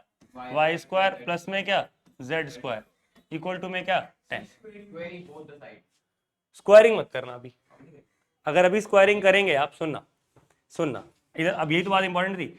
अगर आप √a + √b = 4 का स्क्वायरिंग कर दें, तो स्क्वायरिंग मतलब इस पूरे का होल स्क्वायर और इस पूरे का स्क्वायर, और आप इसका स्क्वायर करेंगे तो क्या आएगा? a + b + 2√ab = 16। रूट तो फिर बच गया, ये दिक्कत हो गई, यही दिक्कत है इस सवाल में। तो ऐसे क्वेश्चन में बेटा हम क्या करते हैं? हम पहले एक ही साइड एक रूट रख देंगे, एक ही रूट को अकेला करेंगे, किसी भी एक रूट को आप अकेला कर दो, इसको कर दो, ताकि एक तो निपटे एक बार में। हालांकि अपने को जाना तो 2 बार ही पड़ेगा, लेकिन एक बार में एक को तो निपटाएं। इसको ले जाओ उधर, 10 - अंडर के अंदर x + 4 का स्क्वायर + y² + z²। ये ऐसा समझ में आ रहा है आपको? अब करिए बेटा squaring both side, squaring both sides, ताकि एक बार में इसका अंडर रूट तो निपट जाए, ठीक है? अब आपने स्क्वायरिंग करा, ये अंडर रूट खत्म हो गया, इधर क्या आएगा? x² + 16 माइनस कितना आएगा? 8x + y² + z²। अंदर वाला खोल भी दिया और अंडर रूट गायब भी हो गया, लेकिन इधर अभी भी गड़बड़ है भैया। एक बात हम आपको बता दें, कई बच्चे फिर कंफ्यूजन मान लेते हैं यहाँ पे, अरे भैया ये जो होता है ना, ये पूरे का होल स्क्वायर लग रहा है, हाँ इस पूरे का होल स्क्वायर लग रहा है, एक का नहीं लग रहा भाई। तो यहाँ पे क्या होगा? 10 का स्क्वायर a² प्लस इस पूरे का स्क्वायर इस पूरे का स्क्वायर करोगे तो कितना आएगा एक्स स्क्वायर, अंदर वाला खुल अंडर रूट हट जाएगा, माइनस कहाँ है, माइनस तो है लेकिन a माइनस बी का कैसे खोलेगा भाई, माइनस है agree, but a minus B का कैसे खुलता है, A square plus B square minus 2ab ऐसे खुलता है, इसलिए यहाँ ए स्क्वायर प्लस आएगा, प्लस के बाद क्या आएगा, पूरे का अंडर रूट से स्क्वायर हट गया, अंदर वाले को आप खोल दीजिए, यहाँ पे कितना आएगा x square plus 16 plus 8x plus y square plus z square, सही है। अच्छा ठीक है, यहाँ तक क्लियर है। अब देखो minus 2 into 10 into under root के अंदर x प्लस 4 का square plus y square plus z square, समझे बात को नहीं समझे। सर यहाँ पे होने क्या वाला है, सर एक्स स्क्वायर से एक्स स्क्वायर कट जाएगा, 16 से 16 भी उड़ जाएगा, वाई स्क्वायर से वाई स्क्वायर भी उड़ जाएगा, जेड स्क्वायर से जेड स्क्वायर भी सत्यानाश हो जाएगा, तबाह हो जाएगा। यहाँ तो कोई दिक्कत, यहाँ तो कोई दिक्कत बच्चों। अब इस पूरे को उठा के इधर ले आओ क्योंकि ये नेगेटिव वाला है, और इसे उधर ले लो, ठीक है, नेगेटिव वाला इधर आए क्या हो जाएगा 20 अंडर रूट के अंदर x प्लस 4 का whole square plus y square plus z square, सही बात है, इज इक्वल टू 100, और इधर क्या था माइनस 8x, माइनस 8x इधर क्या हो जाएगा प्लस 8x हो जाएगा, प्लस 8x और भी है, तो ये कितना हो गया 100 प्लस 16x, कोई दिक्कत वाली बात। बच्चा बोलेगा सर इसमें से 4 कॉमन भी ले सकते हो आप, बात तो सही है, 25 प्लस 4x, कोई दिक्कत वाली बात भाई, इसमें से क्या आ रहा है 4 कॉमन भी आ रहा है, तो 25 प्लस 4x, क्या इस 4 को अपॉन में ले आए इसके, तो 5 क्या 20/4 लिख दें, अंडर रूट के अंदर क्या बनेगा एक्स स्क्वायर, खोल दो अंडर रूट का खोलना चाहो तो, अब तो कोई दिक्कत वाली बात नहीं है, x square plus 16 plus 8x plus y square plus z square, ठीक है भाई। इधर क्या बचा 25 प्लस 4x, क्या बचा 25 प्लस 4x, 4 से कटेगा 20, कट आएगा कितना 5, यहाँ तक कोई दिक्कत, यहाँ तक क्लियर है एकदम। सर इसके बाद आपको क्या करना चाहिए, स्क्वायरिंग बोथ साइड, क्या करना चाहिए squaring both side, squaring again squaring both side, squaring both sides, क्या फायदा हुआ सर, 5 का स्क्वायर कितना हो गया 25, यहाँ क्या बचेगा x square plus 16 plus 8x plus y square plus z square is equal to 25 का square 625 plus 16x square plus 2 into 25 into 4x, it is 200x। Basically हमें सिर्फ इसको सॉल्व करना है, हमारा आंसर आ जाएगा, कोई दिक्कत वाली बात बेटा। हमें क्या करना, क्या हुआ 200 कहां से आया, A square plus B square plus 2ab, ठीक है ना। अच्छा यहाँ पे कितना बनेगा बेटा 25 एक्स स्क्वायर प्लस 25 इंटू 16 कितना होता है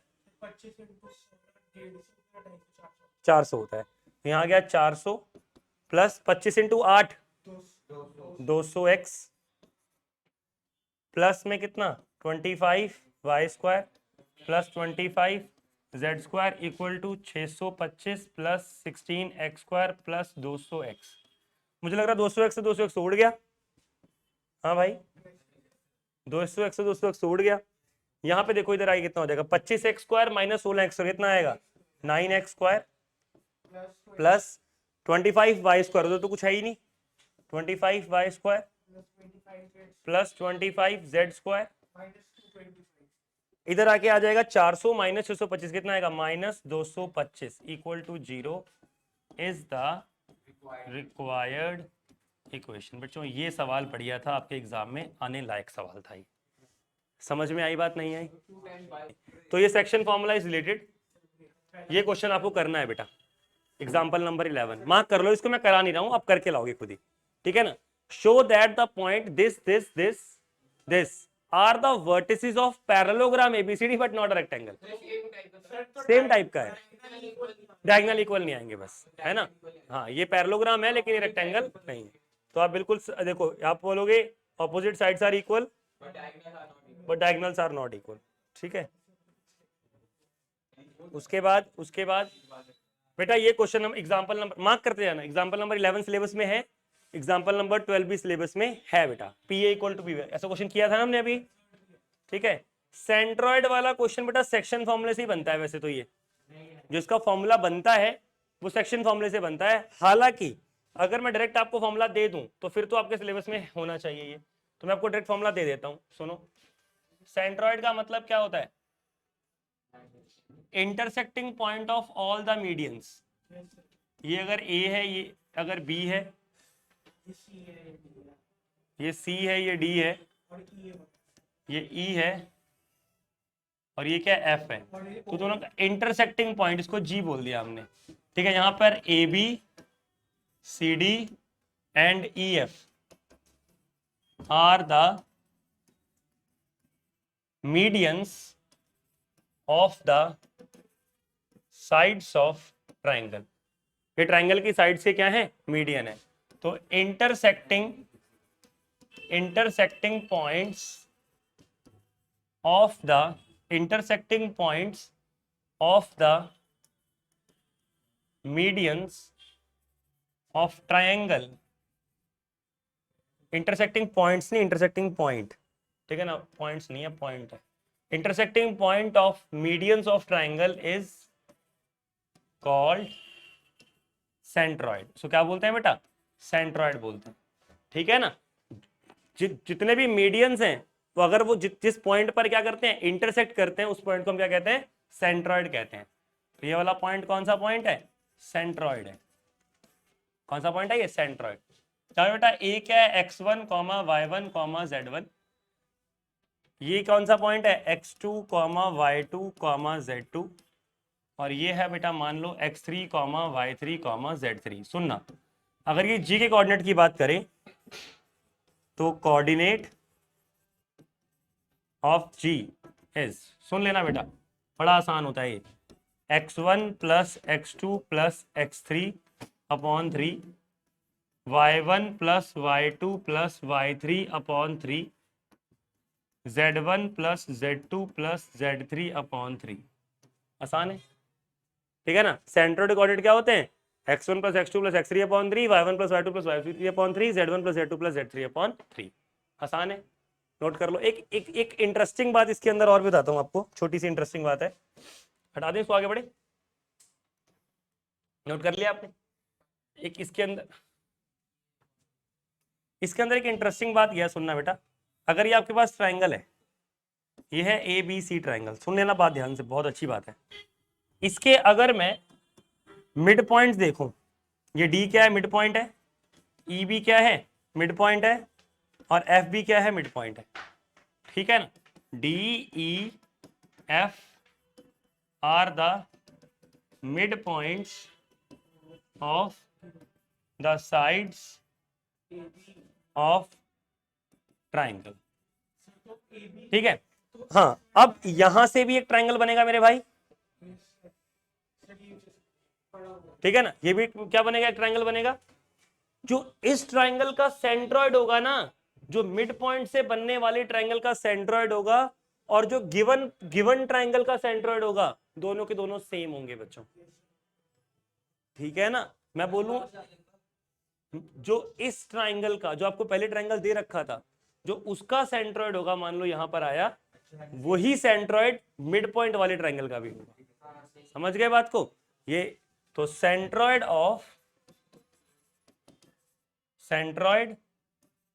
of triangle ABC is same of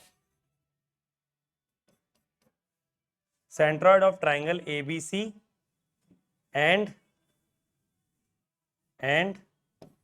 triangle DEF is same, ठीक है ना। सेम होता है बेटा, ये बड़ी इंपॉर्टेंट बात है, इसके ऊपर एक क्वेश्चन आता भी था 10th क्लास में, ठीक है ना। अगर आपको सुन लेना x1 y1 z1, ये है आपके पास x2 y2 z2, और ये क्या है बेटा x3 y3 z3। तो जिसका सेंट्रोइड था वो क्या बनेगा, दोनों का x1 plus x2 plus x3 y3, y1 plus y2 plus y3 y3, z1 plus z2 plus z3 3। मतलब अगर आपको ट्राइंगल के कोऑर्डिनेट बाहर वाले दे दिए जाए और सेंट्रोइड अंदर वाले का पूछा जाए, तो आपको अंदर वाले के कोऑर्डिनेट निकालने की कोई जरूरत नहीं है, आप सिर्फ बाहर वाले का सेंट्रोइड निकाल दो, वही सेम सेंट्रोइड अंदर वाले ट्रायंगल का भी होता है। लेकिन दिक्कत वहां पर आती है, अगर हमें कभी मिड पॉइंट वाले कोऑर्डिनेट दे दिए जाएं और इनकी हेल्प से हमें सेंट्रोइड निकालना पड़े, सॉरी इनकी हेल्प से हमें बाहर वाले कोऑर्डिनेट निकालने पड़े। अगर इनकी हेल्प से अपने को सेंट्रोइड निकालना पड़ेगा वो भी आसान है भाई, जो सेंट्रोइड इसका है वही बाहर वाले का है, दोनों का सेम ही है। लेकिन दिक्कत वहां पड़ती है जब इससे हमें बाहर वाले क्या निकालने पड़े, कोऑर्डिनेट निकालने पड़े। तो वो एक इंपॉर्टेंट क्वेश्चन है, वो हम डिस्कस करते हैं, ठीक है ना, एक बढ़िया इंपॉर्टेंट सवाल है वो। अब आगे देखते हैं, ये सेंटर वाला सवाल हो जाएगा क्या, the centroid of a triangle is at a point this, दे रखा है आपको। If the coordinate of the point A, एक पॉइंट पता है आपको ए कितना है, बी पॉइंट पता है, तीसरा वाला निकालना है, तीसरे वाले को एक्स वाई जेड मान लेते हैं। अब अपने को क्या पता है, x1 plus 3 plus -1 upon 3 is equal to 1, x1 plus x2 plus x3 upon 3 equal to क्या आएगा 1, y1 plus y2 plus y3 upon 3 क्या आएगा 1, z1 plus z2 plus z3 upon 3 कितना आएगा 1। तो इसकी हेल्प से आपके पास x y z तीनों के तीनों क्या आ जाएंगे भाई। तो ये वाला भी आप कर लेना एग्जाम्पल नंबर 13। अब बात करते हैं मिसलेनियस एक्सरसाइज की। तो मिसलेनियस एक्सरसाइज के अंदर 3 वर्टिसेस ऑफ अ पैरेललोग्राम, अच्छा ये वाला वैसे सेक्शन फॉर्मूले से होगा, मत करना, ठीक है ना, ये वाला सेक्शन फॉर्मूले से होगा पहला क्वेश्चन, तो आपको नहीं करना। Find the length of the median of the triangle, कर रखा तो कर सकते हो। सेकंड वाला भी आपका किससे होगा, सेक्शन फॉर्मूले से होगा, पहले मिड पॉइंट फॉर्मूला लगेगा इसके अंदर। थर्ड वाला होगा सेंट्रोइड, ये हो जाएगा भाई, ये कर लेना। फोर्थ वाला आपका हो जाएगा भाई, ये कर लेना, थर्ड फोर्थ। फिफ्थ वाला a point r with x coordinate 4 lies on the line segment joining the point this and this, find the coordinates of point r। नहीं, ये भी सेक्शन फॉर्मूला से होगा, ये भी आप नहीं कर पाओगे बच्चों। सिक्स्थ आपको करना है, मैंने कराया भी ऐसा question, P A square plus U square equal to, यहाँ पे 2k स्क्वायर था, यहाँ पर k स्क्वायर था, ठीक है। और ये बच्चों आपका चैप्टर एनसीईआरटी से समाप्त हुआ जी बच्चों। तो 11th क्लास का एनसीईआरटी का जितना कॉन्सेप्ट था वो हमारा हो चुका है कंप्लीट। लेकिन इस टॉपिक में थोड़ा सा हम एनसीईआरटी के बाहर भी जाएंगे, क्योंकि सेक्शन फॉर्मूला तो ऑलरेडी हमारा सिलेबस से ही हट चुका है। तो उसके अंदर, सेक्शन फॉर्मूला के अंदर जो कॉन्सेप्ट थे या उसके अंदर जो एनसीईआरटी के बाहर के कॉन्सेप्ट थे वो तो अब हमें नहीं जानने। लेकिन जो हमारा सिंपल ऑक्टेंट मेथड था, जैसे क्वाड्रेंट से आप देख रहे थे कि 8 ऑक्टेंट बन रहे हैं, कुछ प्लेन का रिप्रेजेंटेशन, कुछ पॉइंट्स का लोकेशन, ये सारी चीजें हमें जाननी है। ये सारी चीजें एनसीईआरटी के बाहर भी अपने पेपर में आ सकती हैं। तो इसके लिए अपने पास बुक है एनसीईआरटी एग्जाम्पलर, तो उसके कुछ इंपॉर्टेंट कॉन्सेप्ट्स और इंपॉर्टेंट क्वेश्चंस मैं इसके साथ और डिस्कस करूंगा, ताकि ये टॉपिक पूरा वन शॉट में ही अपना खत्म हो जाए, ठीक है। जिसमें हमने क्वेश्चन जो है वो ऑलरेडी यहाँ पे लिखे हुए हैं आपके लिए, बस आपको ये 4-5 क्वेश्चंस और एक्स्ट्रा करने हैं, ताकि आपकी प्रॉपर तरीके से इस चैप्टर की तैयारी हो जाए। ऐसा ना लगे बच्चों कि चैप्टर तो पूरा पढ़ लिया, एनसीईआरटी तो पूरी कर ली, लेकिन फिर भी दिल के अंदर ये डर नहीं होना चाहिए कि एग्जाम में जाके क्या पूछ लेगा। प्रॉपर तरीके से तैयारी करने का फायदा होता है कि फिर हम बिल्कुल टेंशन फ्री होते हैं कि एग्जाम में कुछ भी पूछे, we are prepared for that, ठीक है। तो बढ़ते हैं आगे। एक कॉन्सेप्ट है बेटा, एक क्वेश्चन है कि लोकेट द पॉइंट 2, 3, 4 और उसके बाद -2, -2, 4, ये 2 पॉइंट है। अपने को इन दोनों पॉइंट्स को क्या करना है, लोकेट करना है। चलिए पहला पॉइंट क्या है, 2, 3, 4, मुझे इसको लोकेट करना है बेटा। अब पहले तो आप ये बताइए कि ये कौन से ऑक्टेंट में है सर, क्योंकि इसमें सबसे पहले हम किसको देखते हैं, z को, क्योंकि z पॉजिटिव है तो मतलब ये शुरू के 4 के अंदर आएगा। फिर उसके बाद हम देखते हैं x y को, तो x भी पॉजिटिव है और y भी पॉजिटिव है, तो obviously it is in first octant. ये किसके अंदर है, फर्स्ट ऑक्टेंट के अंदर है। सर अगर आप इसको प्रॉपर डायग्राम बनाएंगे तो ये कुछ ऐसा बनता है, ये x है, ये y है, एक मिनट,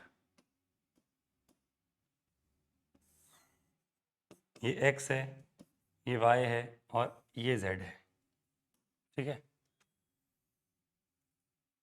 भाई, अच्छा ये z हो गया, x y और z, ठीक हो गया।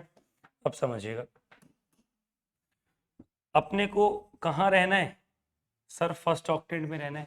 फर्स्ट ऑक्टेंट का मतलब x भी पॉजिटिव, y भी पॉजिटिव और z भी पॉजिटिव, मतलब कुछ भी एक्स्ट्रा पंगे लेने की जरूरत नहीं है, ये पॉजिटिव पॉजिटिव पॉजिटिव में ही निपटने वाला है। सर x की तरफ कितना यूनिट मूव करना है, x की तरफ 2 यूनिट मूव करना है, कितना यूनिट मूव करना है, 2 यूनिट्स। y की तरफ कितना मूव करना है, 3 यूनिट्स,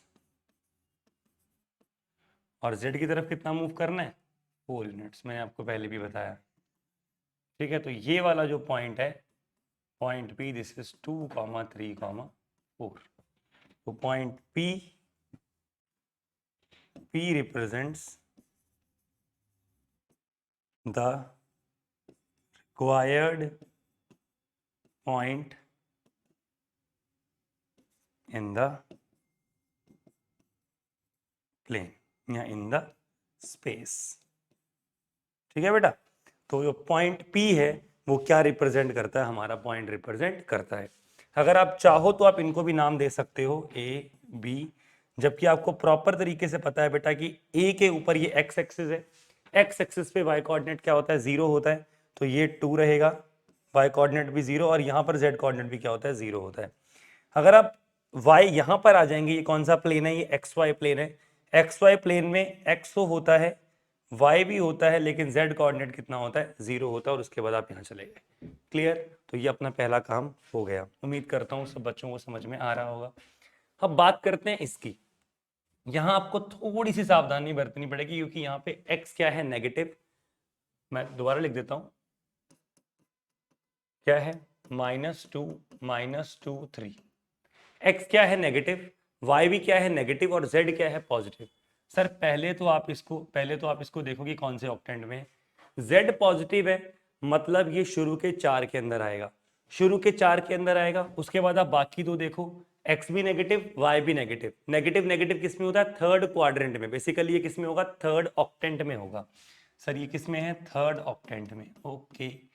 पहले आप ये थर्ड ऑक्टेंट बनाएंगे बच्चों, तो यहां पर पहले आप नॉर्मली जो करते थे आप वो करिए, ये x है, ये y है और ये z है, ओके ठीक है भाई, ये y है। लेकिन बच्चा बोलेगा कि सर यहां पर जो अपने पास है ना, x नेगेटिव वाले में जा रहा है, x कहाँ है, नेगेटिव वाले में, y भी कहाँ है, नेगेटिव वाले में, लेकिन z किस में है, पॉजिटिव में। तो अपने को यहाँ पर बच्चों x जो है वो नेगेटिव वाला बनाना पड़ जाएगा। तो जो ये लाइन जा रही है, अगर इसी को आगे की तरफ बढ़ा दिया जाए सेम तरीके से, मतलब सेम ही बढ़ा रहा हूँ मैं ये, ठीक है ना, सेम ही जा रही है ये, बिल्कुल सेम ही जा रही है, और इसको भी आप आगे की तरफ बढ़ा दें, ठीक है ना, y को भी आप आगे की तरफ बढ़ा दें, ठीक है बेटा। तो ये आपके पास क्या, आपको भी ऐसे ही बनाना है बेटा एग्जाम में, ये y डैश है और ये आपके पास x डैश है बेटा, ठीक है। तो अब ये आपके पास क्या बन रहा है, अब ये आपके पास बन गया x dash y dash z, इस प्लेन में होगा। कौन से प्लेन में होगा ये, अपने को कौन से प्लेन में होगा ये, x dash y dash z। अगर कोई पूछ ले कौन से प्लेन, कौन से उसमें होगा, तो x dash y dash z, क्योंकि x क्या है नेगेटिव, y क्या है नेगेटिव, z क्या है पॉजिटिव। ओके, नाउ कौन से स्पेस में होगा बेसिकली, ठीक है। अब सुनना, x क्या है, -2, कहां से शुरू करेंगे सर, 0 से, ओरिजिन से। x कहां जाएंगे, 2 पे, बेसिकली -2 का मतलब z की तरफ जाना, तो ये कितना यूनिट्स हो गया, 2 यूनिट्स। उसके बाद किधर जाना है, y की तरफ, y की तरफ भी कितना जाना है, 2 जाना है, ये भी कितना हो गया, 2 यूनिट्स। और उसके बाद z की तरफ कितना जाना है, 3 यूनिट्स। z का मतलब पूरा ऊपर सीधा, अगर z नेगेटिव होता तो नीचे की तरफ आते भाई, और z पॉजिटिव है तो ऊपर की तरफ जाएंगे, तो यहां पर आप जाएंगे ऊपर की तरफ, ठीक है, ये कितना है 3 यूनिट्स। तो जो ये वाला पॉइंट है बेसिकली ये क्या है -2, -2, 3। समझे बात को, नहीं समझे? -2,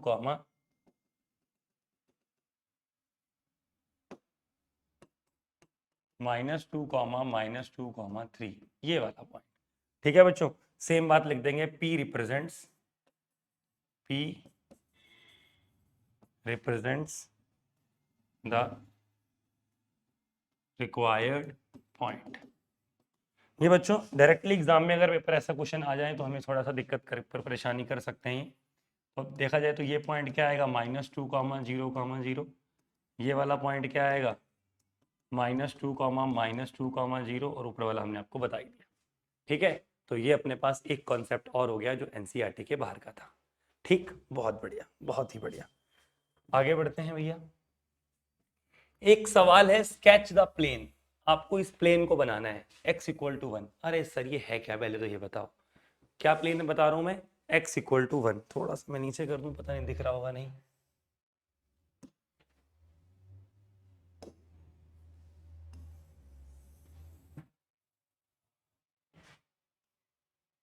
लो भैया, अब दिख रहा होगा पक्का। ठीक है, स्केच द प्लेन। ओके, अब यहां पे बात करते हैं कि x = 0। पहले आप ये लिख लेना कि x = 0 का मतलब क्या होता है बच्चों। x = 0 plane represents YZ plane. ठीक है ना, रिप्रेजेंट्स YZ प्लेन। अच्छा, y = 0 का मतलब क्या हो गया कि YZ प्लेन पूरा का पूरा, क्योंकि YZ प्लेन में हमेशा क्या होता है, x क्या होता है बच्चों, 0 होता है। ठीक है, अब इसका मतलब x = 1 क्या होगा sir, it represents a plane parallel to YZ plane. क्या रिप्रेजेंट करेगा, plane parallel to YZ plane. ये YZ प्लेन के पैरेलल वाला होगा भैया। ओके, तो सर बना के देखें हम इसको। जी बिल्कुल बनाइए। x y z, ठीक है। कौन सा प्लेन चाहिए, YZ प्लेन। अरे YZ प्लेन तो ऐसा होता है, YZ प्लेन तो ये है। ठीक है, तो यहां पे क्या बनेगा सर, x के साथ में क्या आने वाला है, 1 आने वाला है। 1, 0, 0 यहां तक आने वाला है x। तो ये कुछ ऐसा बनने वाला है बेटा। प्लेन रेक्टेंगुलर होते हैं बेटा, ऐसा। तो ये जो येलो कलर से बनाया गया बेटा, ये वाला पॉइंट अगर आपको जानना है तो ये होगा 1, 1, 0। ठीक है बेटा, तो ये जो है आपके पास, it is the required plane. तो मैं नाम भी दे सकता हूं ABCD। आप लिख सकते हैं बेटा ABCD is the required plane. समझ गए, ये था बेटा आपका प्लेन का कंस्ट्रक्शन, प्लेन का स्केच। ओके, एक और सवाल करते हैं इसी के ऊपर, अगर आपको समझ में आया तो। अब बच्चा बात करेगा y = 0 क्या होगा सर, उससे पहले y = 0, सर y = क्वेश्चन है y = 3। ठीक है ना भाई, सवाल क्या है, y = 3। ठीक है, तो y = 3 से पहले हम क्या बात करेंगे, y = 0। y = 0 क्या बात कर रहे हैं, y = 0 रिप्रेजेंट्स कौन सा प्लेन, अरे x = 0 क्या रिप्रेजेंट कर रहा था, YZ प्लेन। तो y = 0 क्या रिप्रेजेंट कर रहा होगा, सोच के बताओ जरा, XZ प्लेन यार, x और z होगा इसमें। y = 0 represents XZ plane. ठीक है सर, तो y = 3 represents a plane which is parallel to y = 3 represents a plane which is parallel to XZ plane. y = 3 represents a plane which is parallel to XZ plane. Okay, तो अपने को इसको बनाना है भैया, आ जाओ। x y z, ठीक है भाई। ठीक है, अब यहां पर बात करते हैं Y X Z plane. Sir X Z plane तो ये होता है ना, ये वाला प्लेन। यहाँ पे y की वैल्यू कितनी होनी है, y की वैल्यू होनी है 3, मान लो ये वाली होगी 0,3,0। ठीक है सर, ये किसके पैरेलल होगा, ये होगा आपका एक्स जेड, ये वाले इधर वाले प्लेन के पैरेलल होगा। तो ये ऐसा बनना है कुछ।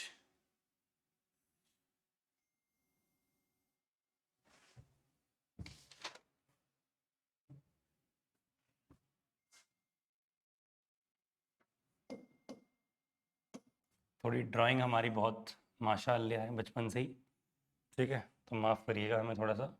ऐसा बनेगा बेटा, ये जो है ये इस वाले वाई जेड प्लेन के क्या बनेगा, पैरेलल बनेगा बेटा, समझ गए, इस वाले प्लेन के। तो ये क्या बनेगा y = 3, ठीक है। तो आपको इसको नाम भी दे सकते हो कुछ ना कुछ, और ये आपकी कहानी समझ में आ गई। अगली बात करते हैं बेटा z = 4। तो z = 4 में यहाँ पर क्या है, z = 4। अरे भाई आजा, आ गए। z = 4 का मतलब क्या है, z = 0 रिप्रेजेंट्स, कौन सा प्लेन रिप्रेजेंट कर रहा होगा ये, अरे एक्स वाई प्लेन। z = 0 है तो z 0 कहां पर होगा, एक्स वाई प्लेन में। z = 0 represents X Y plane, ठीक है। तो z = 4 represents a plane parallel to xy plane, ठीक है। तो बनाओ भैया x y z, ठीक है, 0,0,0। z इक्वल टू क्या 4, z इक्वल टू क्या 4।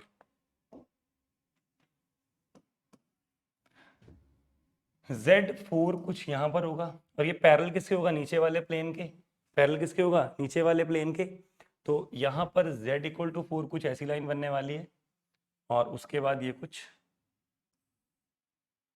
ऐसा प्लेन बनने वाला है जो कि किस नीचे वाले पैरेलल के क्या है, नीचे वाले के क्या है पैरेलल, Z = 4। समझ गए, ये वाला plane is the required plane जो नीचे वाले के क्या है parallel. Okay bro, okay bro. So the next is, हाँ एक बढ़िया सवाल है, इसको समझिएगा, इसको समझिएगा, 1 मिनट पढ़िएगा पहले तसल्ली से।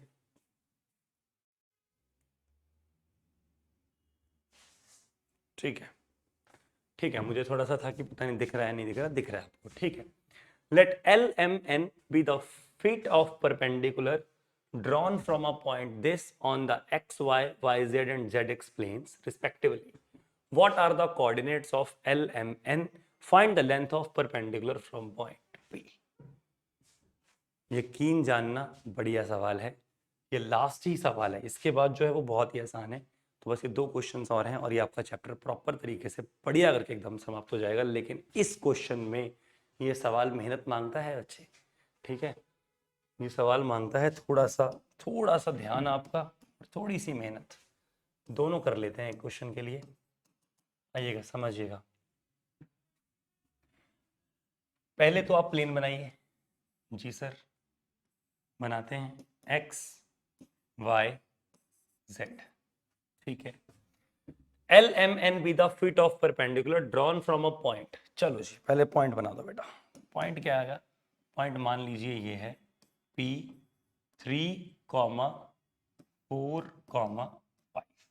ओके, इसने क्या किया, परपेंडिकुलर ड्रॉ किए। इसने क्या किया, ये पॉइंट मान लो यहां पर है, चलो बहुत दूर मत नहीं बनाते, क्या है पॉइंट, यहां पर कोई पॉइंट है P विच इज 3, 4, 5।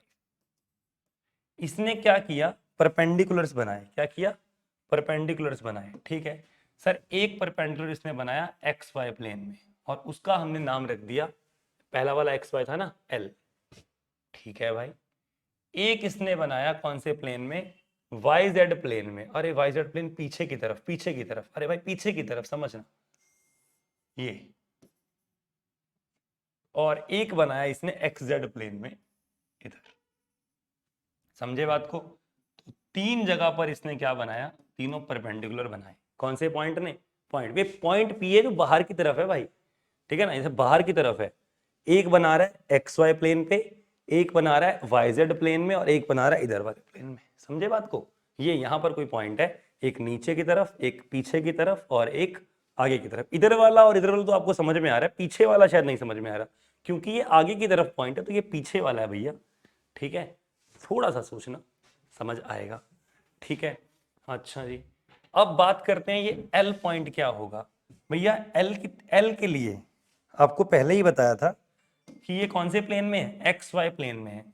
अगर ये एक्स वाई प्लेन में है सर, तो यहाँ पर जेड कोऑर्डिनेट क्या होगा, 0 होगा। यहां तक पहुंचने के लिए पहले आप एक्स की तरफ आओगे, फिर वाई की तरफ जाओगे। समझ गए? तो ये पॉइंट होगा 3,4,0। बहुत बढ़िया भाई। पहले इस पॉइंट तक पहुंचने के लिए पहले एक्स की तरफ डिस्टेंस मूव करना पड़ेगा, कितना, 3, फिर वाई की तरफ कितना, 4, और उसके बाद आगे जाना ही नहीं कहीं पे। ओके, ये पॉइंट कौन से प्लेन में है? ये पॉइंट है सर एक्स जेड प्लेन में, तो वाई कोऑर्डिनेट क्या होगा, 0। It would be 3,0,5। बहुत ही बेहतरीन। और एम वाला कोऑर्डिनेट क्या होगा प्यारे बच्चों, ये वाई जेड प्लेन है, वाई जेड प्लेन में एक्स कोऑर्डिनेट क्या होता है, 0, तो इट वुड बी 0,4,5।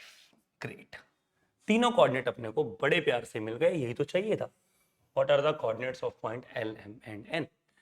फिर बोला गया कि इसका परपेंडिकुलर लेंथ भी बताओ। अरे भाई, आपसे क्या पूछा गया, एक तो एल पॉइंट पूछा गया, आपने बता दिया 3,4,0, ठीक है भाई। फिर आपसे एम पॉइंट पूछा गया, वो भी आपने बता दिया 0,4,5। और फिर प्यारे बच्चों आपसे एन पूछा गया, जो कि क्या है 3,0,5। ठीक है ना भाई, ठीक है भाई, ओके। उसके बाद आपसे पूछा गया पीएल। पीएल मतलब लेंथ ऑफ परपेंडिकुलर, है ना। तो एक दो तरीके से आप सोच सकते हो, दो तरीके हैं आपके पास। क्योंकि आपके पास पी पॉइंट ऑलरेडी है 3,4,5, तो आप पीएल के लिए डिस्टेंस फॉर्मूला भी लगा सकते हो अगर चाहो तो। हालांकि ये एक लंबा मेथड है, बट समझा रहा हूँ खाली।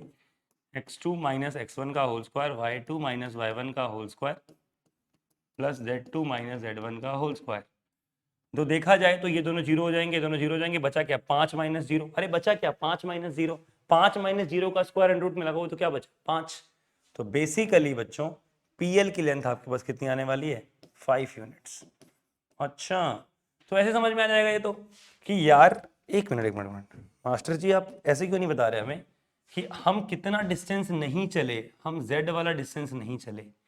और z वाला डिस्टेंस कितना था, z वाला डिस्टेंस था कितना, z वाला डिस्टेंस था कितना, 5 यूनिट। कितना था, 5 यूनिट। तो ये 5 यूनिट की लेंथ ही तो आप नहीं चले, तो ये लेंथ ऑफ परपेंडिकुलर कितनी हो गई, 5 यूनिट। डिस्टेंस फॉर्मूला से समझो या फिगर से समझो, ये आपकी खुद की मर्जी है बच्चा। उसके बाद बात कर लेते हैं पी एन की। तो इसमें भी आप समझ जाएंगे कि ये कौन सा वाला डिस्टेंस है, ये y वाला डिस्टेंस है, y की लेंथ है ये y की। और वैसे भी आप समझ जाओगे 3 माइनस 3 0, 5 माइनस 5 0, 4 माइनस 0, सिर्फ 4 वाला ही बचेगा, it is 4 units. And the last PM, sir 3 वाला नहीं है, बाकी तो हैं ही सारे के सारे। तो आपके पास समझ में आ गया होगा पीएम इक्वल टू 3 यूनिट्स। चाहे आप डिस्टेंस फॉर्मूला से जाएं या आप फिगर की हेल्प से जाएं, that's your choice. We need the correct answer. That's all. Okay. Okay. The last question for today's one shot is the length of foot of perpendicular drawn from the point this same point on y-axis.